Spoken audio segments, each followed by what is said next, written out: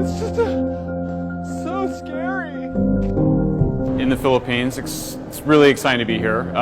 So this is an interesting place because they actually have a nuclear plant that they built, and our friend Mark brought us down to give a talk, and we're releasing an open letter signed by all of these world-famous climate scientists, James Hansen, Pulitzer Prize winner Richard Rhodes, great historians, urging the president to take a second look at nuclear and use nuclear as a way to get off of fossil fuels and develop the country.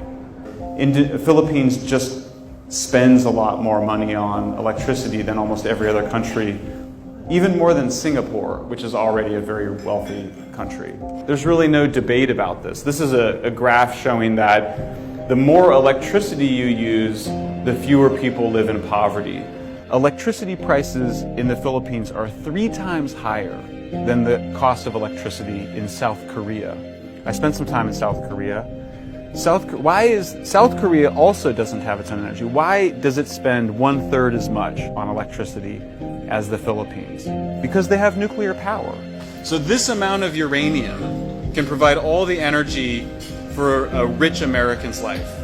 You know, for a Filipino, that much. The Philippines is an Asian country that hasn't yet taken off. So it's seen a lot of its neighbors, Taiwan, South Korea, obviously Japan, become very rich nations using a lot of nuclear energy and increasing the amount of energy they consume. Like Indonesia, Thailand, Malaysia, all have a lot of potential to grow, but if they're going to do so in a way that doesn't make their cities even more polluted, they're going to need a lot of nuclear energy.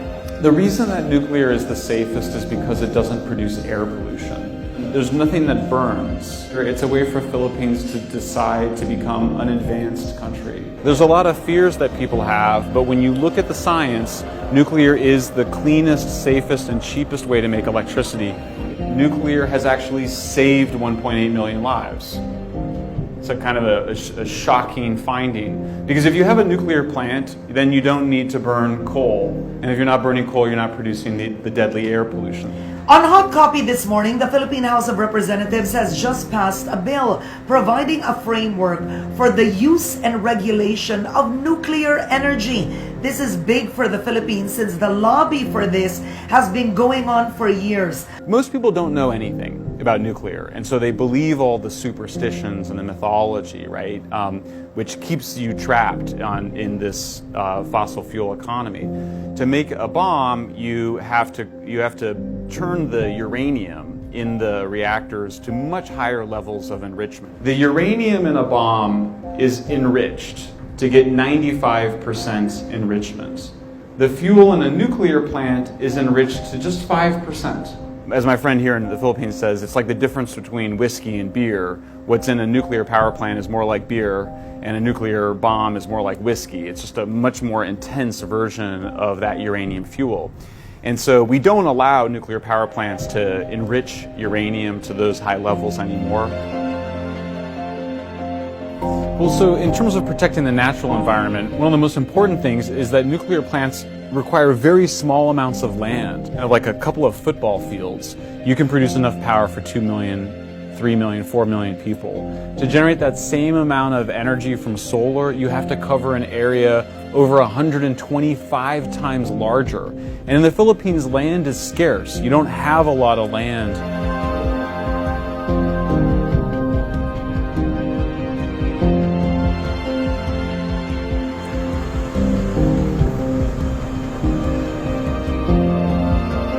It's not illegal to put solar panels on your roofs in the Philippines. The first plan to power the world on solar, wind, and water was written in 1833. If it's so viable, if it's so ready to happen, how come it's not happening anywhere? And in the places that try the hardest, why do they spend twice as much for electricity to get less than half as much from clean energy sources?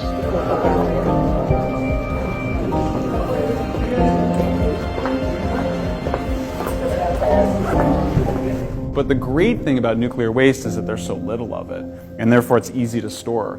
You can see that all of the waste ever produced in the United States over the last 60 years can fit on a single football field stacked 50 feet high. As an environmentalist, Nuclear waste is my favorite kind of waste because it never enters the atmosphere as air pollution, or it never enters the oceans. So it seems like here in the Philippines, people are not that surprised when we show them the data that nuclear is really not that scary, not that dangerous. But what everybody wants to know is, how are you going to convince the other people, That's right, because there's a lot of we'll just go with the flow. Yeah. kind of thinking How are also. you going to change everybody's mind, right? Exactly. Rather than how are we going to do it? So, Yeah. I think we need to work on the media. Right. Well, Marcos built highways, so don't drive on the highways. You know, Marcos built hospitals, so we don't go to the hospitals. It's just a tool. Nuclear is just a technology, like any technology. It can be, you can use it for good things or bad things. So I think we need to grow up a little bit. You know, we act like kids. Oh, this technology belongs to those people. That's just, come on. In our country, the importance of energy, of power in the economic development is not given that much recognition. Right. Right? I don't care where I tap or source my power. My concern is to provide the power. If you can tell me where hemp is, I will cable it. We don't want to wait for that time that we will all be crying for power.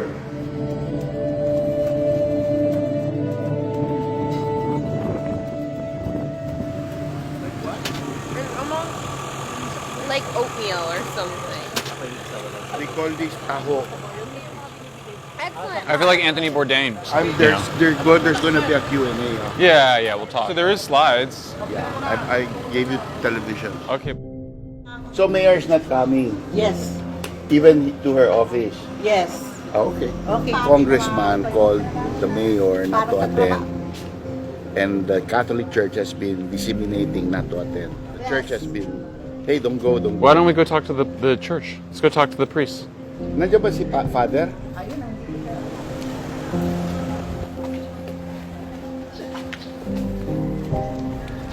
Hi. Good morning.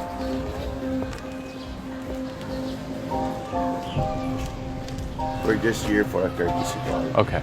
Hi, Father Michael Schellenberger. Nice to meet you. Yeah, he's my guest. Hi, He's going to Madison be Sir Winston. Father Maria. Nice to meet you. Oh, okay. I want to come, and then but I'm only secondary as the parish priest of the town, because geographically is under my protection, but ecclesiastically it is under. Okay. So Yeah. A for photo what purpose? for me, for my Facebook page. Okay. Oh, actually, No. not yet. Okay. Okay. Not yet. Kasi it has something to do with the issue without the permission of the bishop. Okay. So I hope you understand. Of course, it's fine. Thank you for seeing us. Thank you po. Like a lot of bureaucracy and running around. Yeah. 3 letters in triplicate. Yeah. So no mayor, no priests. Well, let's go talk to people. Yeah, let's go talk to people. Figure out what's going on. Ayaw ko, gusto mo sa BNP. Ano ko yan? Itutuloy hindi. Ah? Tuloy. Tuloy. Bakit po? East Pro. Why? Bakit? So that there'll be jobs. Uh-huh. Muro ngayon, parang hati na eh. Sabi, mas maraming tutuloy ngayon, parang hati ng tao. Bakit? Not against. Why not? Eh kasi nakikita naman namin yung ibang bansa na may nuclear plant sa isa. Did you know that there's a nuclear power plant here? Yes. What do you think of it? Is it thumbs up or thumbs down? Thumbs up. Some people say it's dangerous. Do you think it's dangerous? Yes. But you still like it? If it's so dangerous, why do you like it?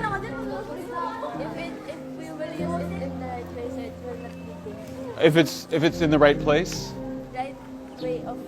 If it's in the right way of using it? Okay. Hi. Hi, I'm Michael. Nice to meet you. Hey. Hi. I'm Athena Imperial. Nice to I'm from meet you. Jimmy News. Oh, you are? Cool. Yeah. That's my card. Thanks for I'd like coming. to know more about. Yeah. Oh, we'll spend some time together. Thank you. Good. Michael, nice to meet you. There are 450 nuclear plants around the world like Bataan. Merong 450 nuclear plants na umaandar sa kabuuan ng mundo na katulad. My data is from the World Health Organization, the United Nations, and the British medical journal Lancet. The Greenpeace data is from a crazy Russian scientist, like literally, like one crazy doctor in Ukraine. An hour in the plant, and then we come back here after the plant for 3, and then we go home, or we go to Manila. We're gonna go inside the bowels of the plant.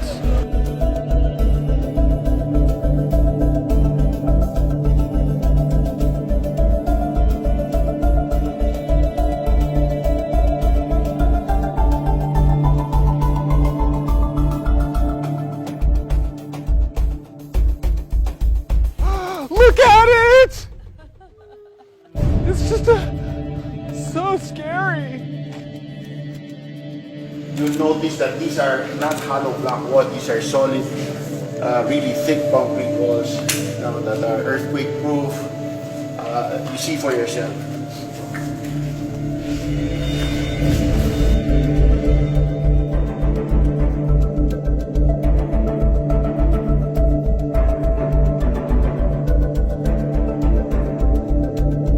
This containment leaks. All the air here is sucked into a filter system before being exhausted into the atmosphere. Meaning, even if there's a leak here, nothing gets out.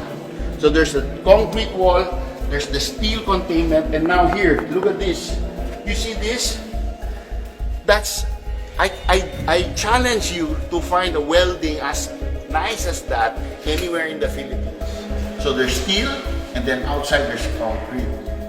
So this is the big difference between this and Chernobyl.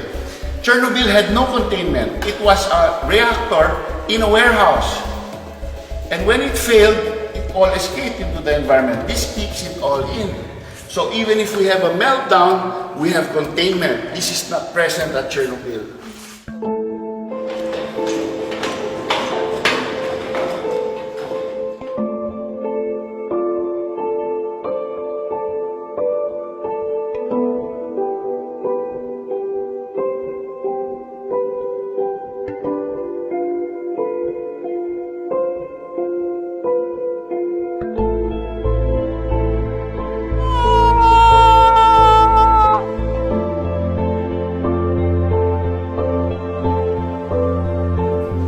Extra earthquake proof. So it doesn't move even in an earthquake, but actually it will run without that bracketing. That's what makes a nuclear plant expensive. All of these extra little things that it won't move a single bit even during the worst earthquake.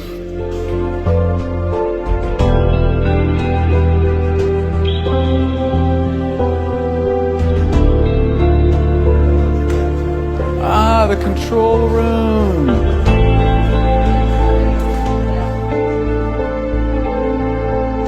Place looked pristine. You know, it's some paint, but otherwise, things in great shape. Fears that are unfounded. I think he had them before, and his experience showed people here that they're not unique.